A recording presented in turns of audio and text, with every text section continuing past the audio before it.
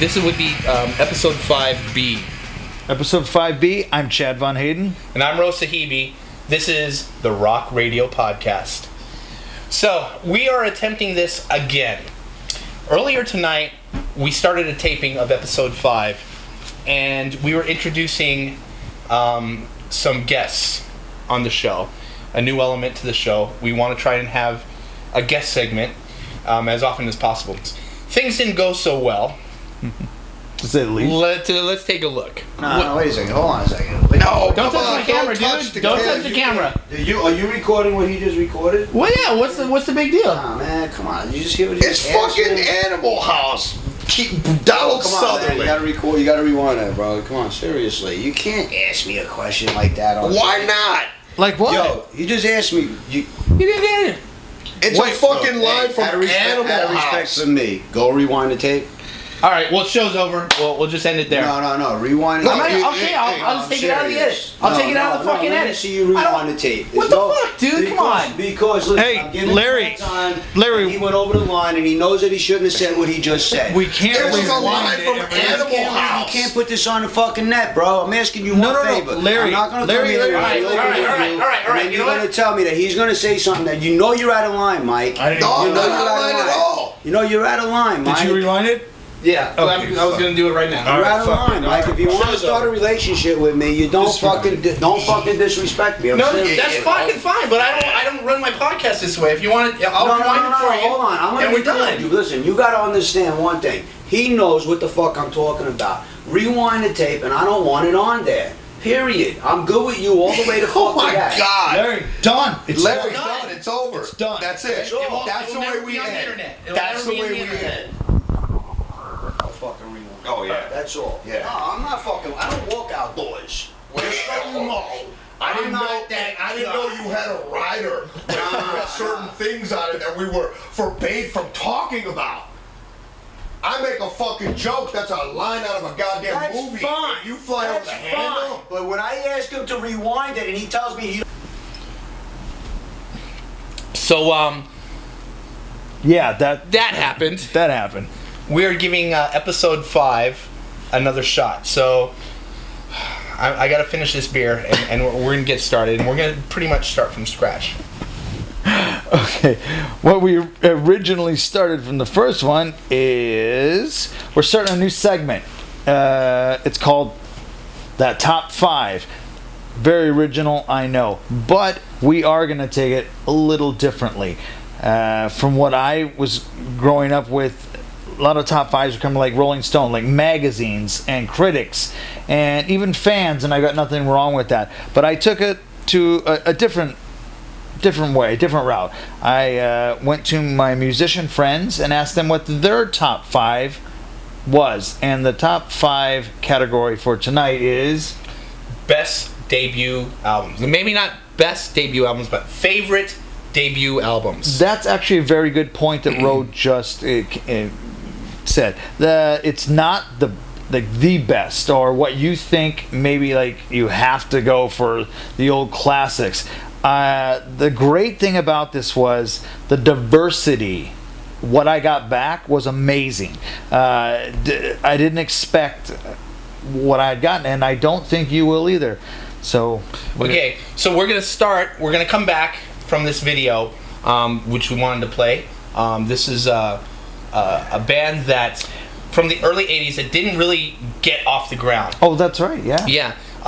So we like to kick the show off with a little new music just to set the tone. You want to tell us a little bit about what you picked for this week's opener? Absolutely. It's one of my favorite bands. They're called Crash Street Kids. Not to be confused with the Phoenix, Arizona new band, Crash Street Kids. They're not that good. So this is Crash Street Kids. They're from Minneapolis, Minnesota. And their album came out in 1982. And it was a very good power pop 3-piece band. I love them, and it's a very hard album to find, but there is something we're going to play you right now.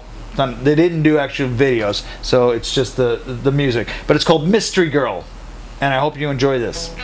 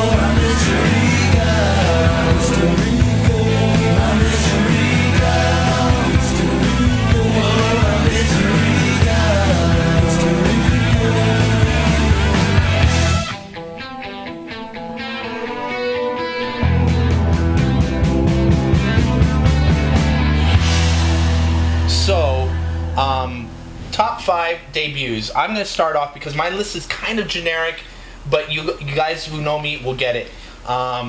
There's a few interesting choices on there, but for the most part, there aren't too many surprises. I'm going to start off real quick, just so you get a feel for what we're doing. My top 5, if you know me, Super Drag, his first album, Regretfully Yours.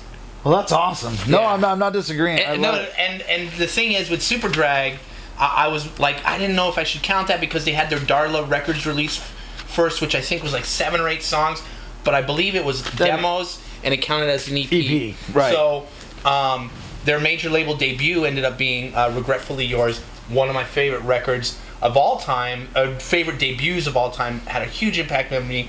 Little side note, not my favorite Super Drag album. I was just gonna say, yeah, that's something for later. Yeah, we'll sophomore albums. Yeah, sophomore efforts are interesting to say the least.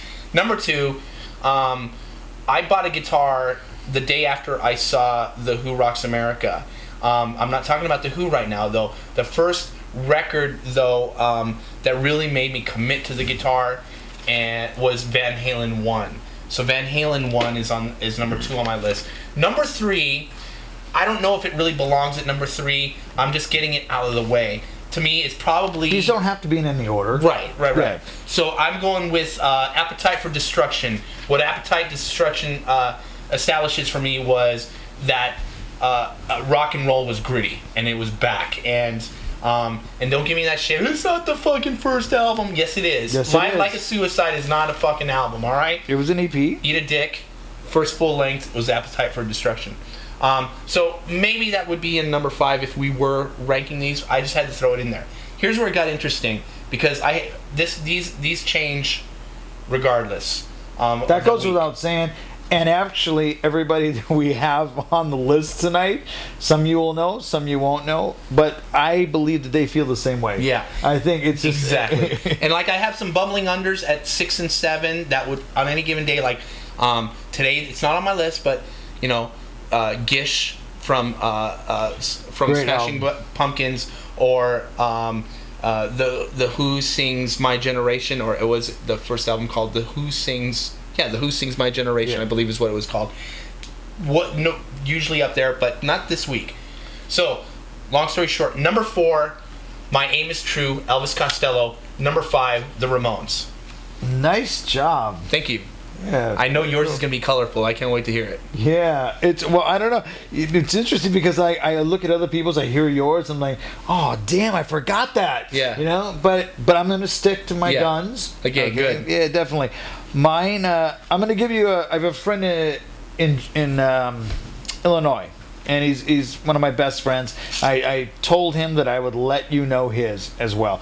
The funny thing is, him and I matched 3. I didn't even know what we were going to pick. So I'm going to give you just our first 3 together. And Jim, what's happening, man? It's been nice to meet you online. Oh, yeah, you do. You've met him on? Briefly, I guess. Yeah. Absolutely. I'll get to know him more, I'm sure. All right. First, Motley Crue, Too Fast for Love. I thought it was a game changer. And in fact, I actually told Mickey Six when I met him that he changed music. Right. There's not a lot of, Here's what for me, like what I love about that record, and even though it's not one of my favorite debuts, I think it was such a game changer. To me, it was like heavy metal DIY. That was so important. Absolutely. There was a lot of punk element in that. How important was that? People were just waiting for record deals. They said, fuck it. Yeah. Oh, yeah, that's right. They did the first one themselves. Leather Records. Yeah. Absolutely. The Leather Records release, yeah. There is two different Awesome. ones. But yeah, I mean, that album for me, I got that album and I freaked out. That's the days for record stores when I would wait outside for a record. I walked into the record store, walked to the new releases. I don't know what this says about me, but I saw a man's crotch in leather pants on the front of the album. But man, all I had to say is I turned that album over and you saw these 4 degenerates on the back, and I don't even think I looked my way to the counter, and I bought that, took it home, and I flipped that album over and over and over and over, and I literally wore it out within a week. That album never left my turntable. Solid choice. And I knew that was going to be on your list. Yeah, if some of it's tough to make these lists. Yeah. But Motley Crue was not a tough decision for me at all. Loved it. And as far as I'm concerned, another game changer, Cheap Trick, the very first album. That was not the first album I got into Cheap Trick. I got into Cheap Trick with a lot of people on the Live at Budokan album. That was my introduction. Yeah. And then quickly Dream Police, and I was hooked. It was over. Right. But of course, what a lot of us like to do once you go backwards, their catalog. When I got to their first album, it shocked me how different it was than everything else that came after. In fact, even from In Color and everything after, that seemed almost right for everything else. But Cheap Trick's first album... It took me a long time to get to that first album. Yeah. And I'm going to bring up some trivia about that as well later. Because Heaven Tonight and In Color were probably the two originally that... I mean, those are definitive. What the public thinks of Cheap Trick besides Budokan. Yeah.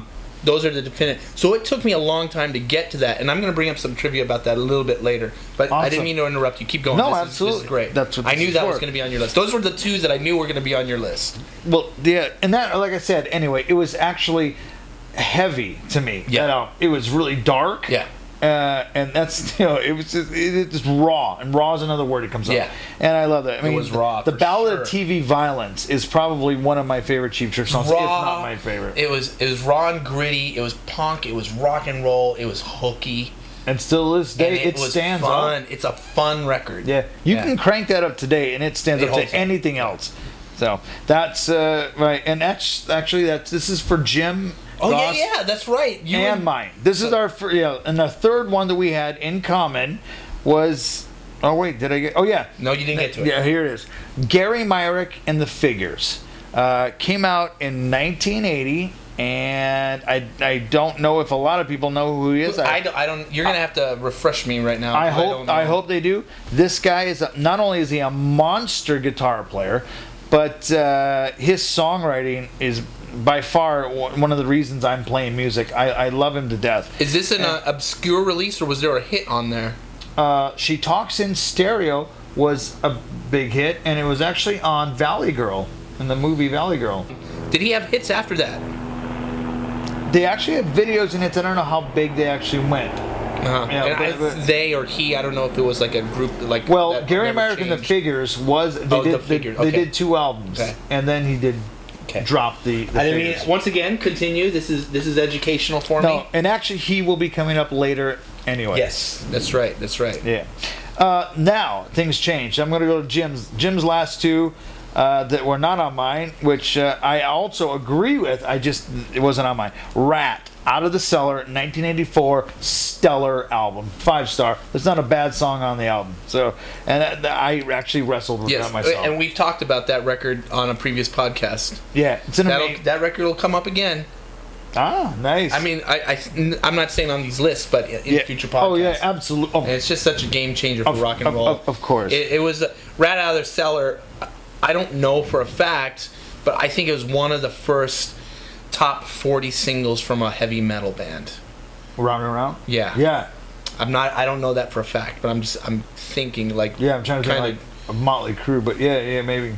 Like, no, I'm talking radio singing. Motley Crue didn't really get on top 40 radio for a long time, brother. That's true, you're right. Shout at the Devil they were huge and at stadium levels, but they weren't on the fucking top 40 radio. Yeah, I guess you're right. Too Young to Fall in Love was not on there. Yeah. Wow. Good job. All right. Rat. They were on MTV, but they weren't on top 40. They ruled MTV. They did. But I know what you mean. Top 40 radio. Billboard's top 40. And the other one, which I also agree with, and I'm sure as Roe and everyone else, they had the top 5, but you probably had like 10 others right under it. And this was one of mine under. Did I make it? The Cars, self-titled, I think is not just a great album, but it was an absolute game changer in music. They came out. They're the ones who came out with. I would even credit them with. Now we're talking about Jim Goss's list. Yeah, right now we're going back and forth. Now there's 2 records on coming up that I completely forgot about weren't on my top 10 that probably normally would be. Just this week I forgot about them. But continue. So Jim Goss is number 4-ish. Somewhere in there is... That's his 5th, actually. Okay. The 5th. But his last one, the car, self-titled. Right. And I completely agree. Yeah. And it was on my honorable mentions as well. Mm-hmm. I mean, that album, it was hard for me not to put that on. Yeah. Absolutely agree. My other 2 were Boston. Boston's and that first was album. the other record I was talking about that I completely forgot about. 1976. A lot of people like to credit, with good reason, Eddie Van Halen changing the way guitar players play guitar. I like to credit Tom Schultz as changing the way people played guitar, played sound-wise. Recorded guitar, yeah. Yeah, he invented his own sound, for God's sake. What people don't know is he invented the first Rockman. Right, exactly. And among other things. And the guy was a brilliant engineer. Back then, producers really worked for the labels, and the bands listened to the producer because they were signing the checks. Yeah.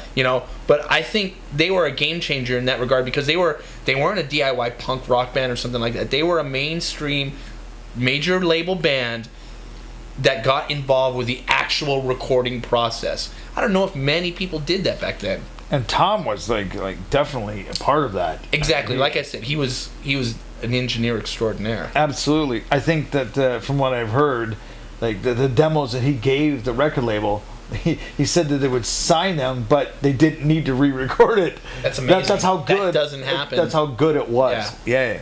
But usually there's enough ego involved somewhere that says, "Well, we'd like to change a little bit," to hear that like they were happy with his demos. Yep. That's incredible. And my last one, which I know No beer cock. people who know me, exactly, no beer cock, is the Tubes. The Tubes' first album. I am a huge fan of the Tubes. I don't think that's their best album, but I put it on my best debuts because I do think they were a game changer in doing a lot of different things. I think they were the New York Dolls meets the Beatles meets who the fuck else knows. I mean, they were incredibly. If you ever seen any early footage of Fee Waybill and the Tubes, they were out of their minds. But the thing is, I don't know. I don't think they ever got the recognition they really deserved. And but even maybe and the other one was Frank Zappa. So maybe that's the one that kind of threw people. Right. Yeah. You get Beatles. Oh, yeah, we like Beatles. Yeah. Do you like what was the other one I mentioned? New York Dolls. Oh yeah, we like the Dolls. How about Frank Zappa? What? it's like they really were just going out of their way. Yeah. The funny thing is they had great melodic songs, but they were weird. White on something. Dope. That's from the debut, right? Debut. Yeah, absolutely. Incredible. Halos on the debut. That's an interesting choice. I'm gonna have to revisit that. And I'm gonna have to check out that the Myrick stuff. Oh, we will. Absolutely. Yeah. We'll be going there. Anyway, that was Jim Goss and mine. And Chad. So now we've got some other fun write-ins. Chad went out of his way to reach out to everybody, and lots of people responded. So we got some interesting stuff on this top 5 debut list. Definitely. What we're going to do is, I wasn't expecting as many people to respond as they did. And thank you for everybody that did. That we're going to go list here. So we're going to have to go a little quicker than I wanted. I'm not going to go into. Some of these people went above and beyond the Call of Duty and wrote great reasons why for each album. I'm not going to go into them. But if there is a certain artist on here that some of them you will know. And if you want their full... We're going to repost these in a blog so people can see the list. Absolutely. I will. That's what I was going to ask, Ro. I have them ready to go online, so if you want to know so-and-so why he picked that one, you can go. All that info will be online. Absolutely. All I'm going to do right now is tell you that first up is Chris Davis. Who's Chris Davis? Chris Davis is a friend of mine, but he's a great musician. He has an album called Patience is a Virtue. Check it out. It's actually a country album, but he was backed by Waylon Jennings' band. Big time. And that's a big deal. Because as far as I knew, you can't just get Waylon Jennings' backing band to back you. So it's a great album.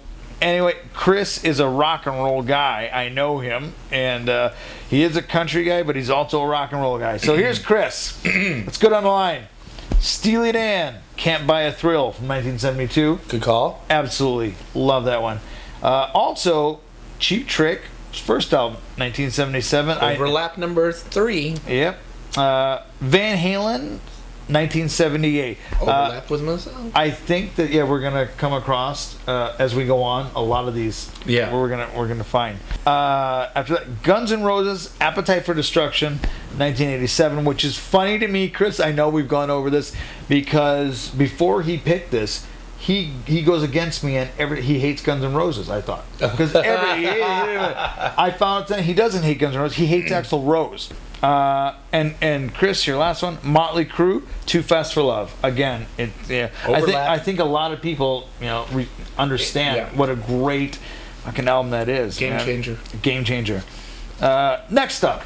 Okay, let's keep this moving. From Boston, another friend of mine, Pete Bazell, which is something I'm going to get you into. He's got 2 albums out, but his brand new one that just came out, it's called Museum of.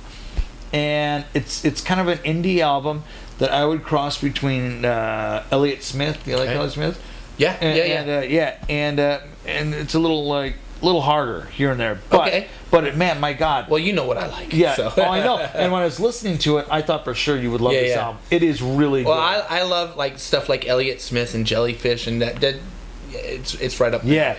And he's amazing, and he actually plays everything on it except for, I think, the drum. Well, actually, he's a drummer, but I think he did the bass. Okay. I'm not sure.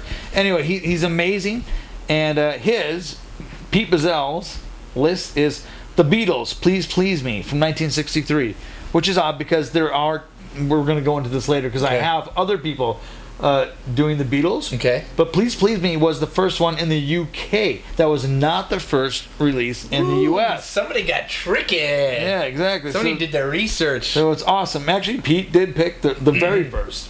That's the UK one. That's the true first release.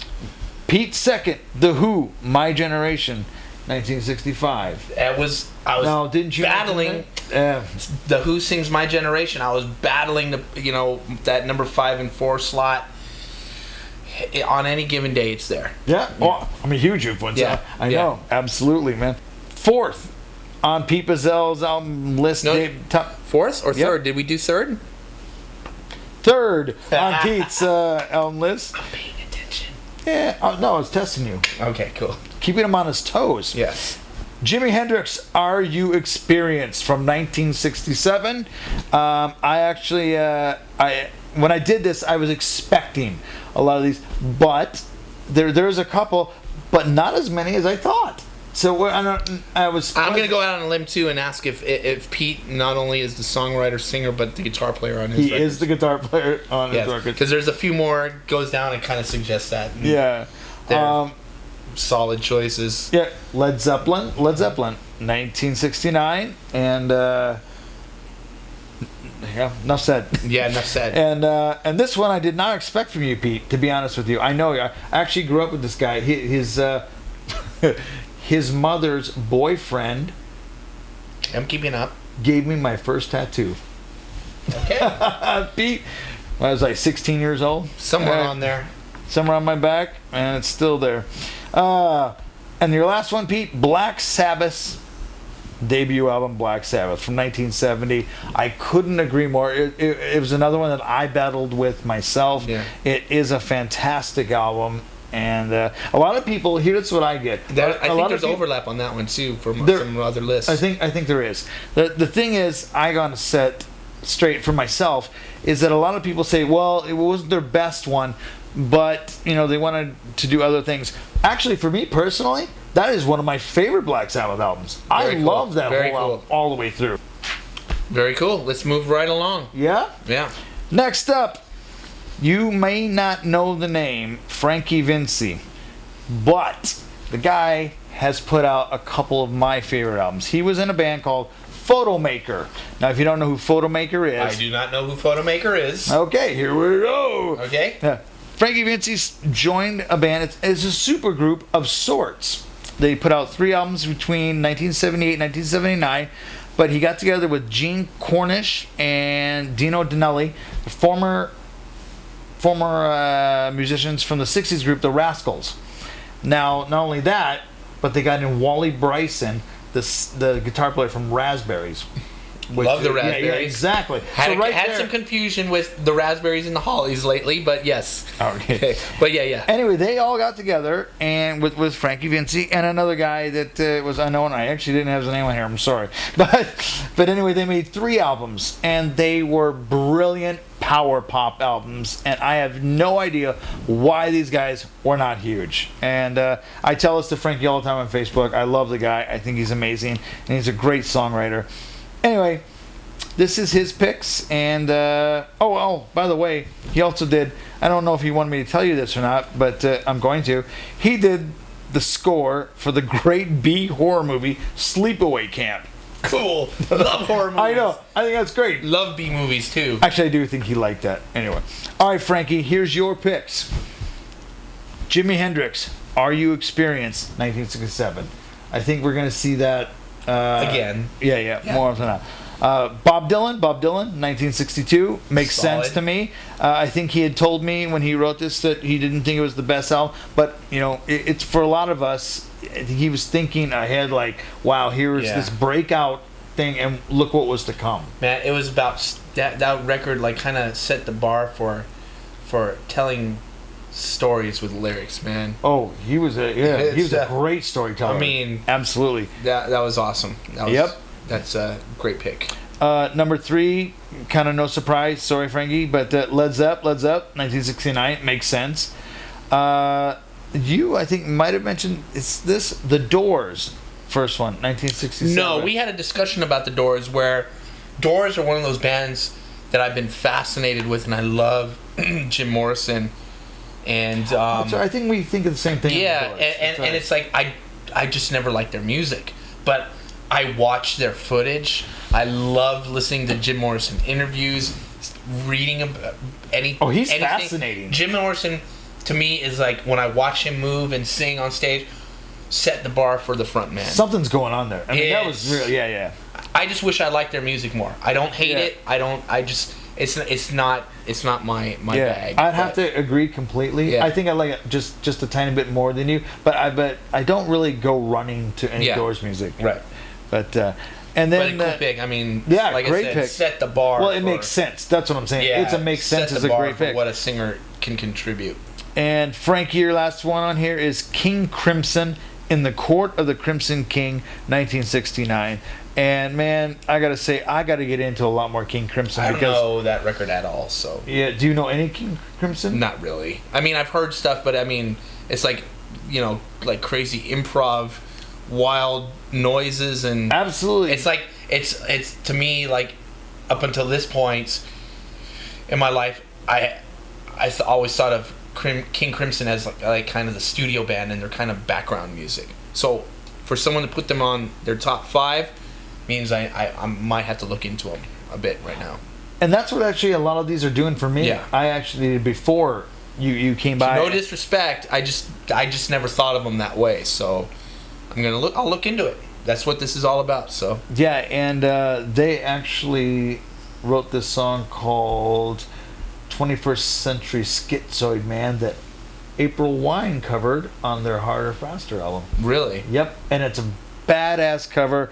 I haven't heard the King Crimson version. I knew they did. It's the only reason I knew they didn't write it, so I had to go find out. I'm one of those geeks. Yeah. I look and see who wrote what. I love you, so man. when I got the April Wine album, I'm like, ooh, who wrote what? Wait, who the fuck is this? Hey, who's Adrian Belew? Stuff like that. Well, I found out, and I didn't really care for the King Crimson version. But you know what? I gotta be honest, there was an Adrian Belew song that I was really fond of for a long time. He did a little pop song with his daughter. It was almost like a kid's song. All right, before we go, before we leave, Frankie, I want to. It's been a long night. I want to promote his little. I'm just gonna go back to drinking. You can get Frankie Vinci's free app for your iPhone or Android. Just search music at www.frankievinci.com. Available for music productions. Frankie, you're awesome, man. Thank you, Frankie, sincerely. I say we're going to be talking, baby. Are we ready to move on? No. Next up, some of you may or may not know these people. Like some of them right away, you're gonna go, "Oh my God, really him?" And then others like maybe Tim David Kelly. Now, I don't know if anybody knows who Tim David Kelly is, but he's a producer. He actually produced the drums and bass for my band Jay's second album, Creature Comfort, and that would be somebody that Johnny worked with. Okay. Anyway, We'll get to that game later. he is also the lead singer and guitarist for Kicking Harold. Now, they were signed in 1996 and put out an album called Ugly and Festering, and it was, I guess, very well received. I remember something about that record. Kicking Harold, Tim Kelly. Tim David Kelly, yeah.